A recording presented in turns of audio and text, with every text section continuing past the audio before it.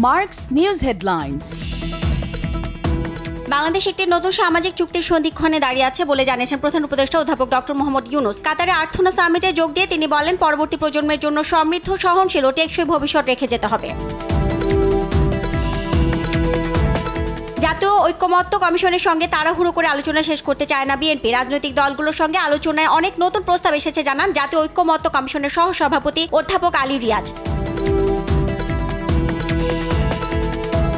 দুর্নীতি মামলার আসামি সাবেক প্রধানমন্ত্রী শেখ হাসিনা, বোন শেখ রেহানা, টিউলিপ সিদ্দিক সহ পরিবারের 10 সদস্যকে দেশে ফিরিয়ে বিচার করতে আইনগত প্রক্রিয়া শুরু করেছে দুদক, জানালেন সংস্থাটির কমিশনার হাফিজ আহসান ফরিদ।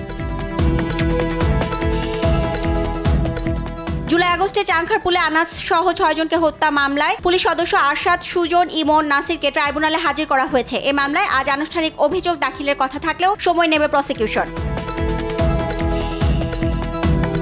গাজীপুরের গাছা থানায় দাঁড় করা 3টি হত্যা মামলায় সাবেক মন্ত্রী ডাক্তার দীপুমণি, সাধন চন্দ্র মজুমদার, কামরুল ইসলাম ও প্রতিমন্ত্রী জুনায়েদ আহমেদ পলক সহ 6 জনকে গ্রেপ্তার দেখানো হয়েছে।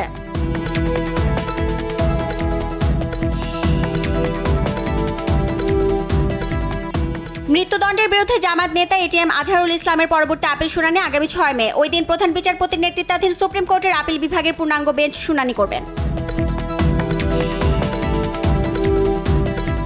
এক সপ্তাহের ব্যবধানে ফের সংঘর্ষে জড়িয়েছে ঢাকা ও সিটি কলেজের শিক্ষার্থীরা। দফায় দফায় চলায় সংঘর্ষে পুলিশ সহ প্রায় 30 জন আহত হয়েছে। সংঘর্ষ এড়াতে বুধবার ও বৃহস্পতিবার সিটি কলেজ বন্ধ ঘোষণা।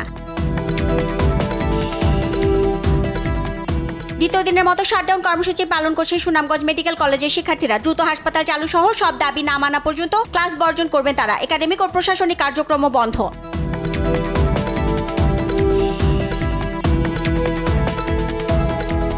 মার্কিন কংগ্রেস সদস্য ও এনজিও প্রধানদের উপর নিষেধাজ্ঞা দিয়েছে চীন। হংকংয়ের স্বায়ত্তশাসন ইস্যুতে ওয়াশিংটনের নিষেধাজ্ঞা আরোপের বিরুদ্ধে পাল্টা প্রতিশোধ নিল বেইজিং। নাজমুল হোসেন শান্তর 50-তে 17 রানের লিড পেরুল বাংলাদেশের। সিলেটে 1 উইকেটে 57 রানের আগে সিলেটে বৃষ্টি ও ভেজা আউটফিল্ডের কারণে প্রথম সেশনের খেলা ভেস্তে যায়।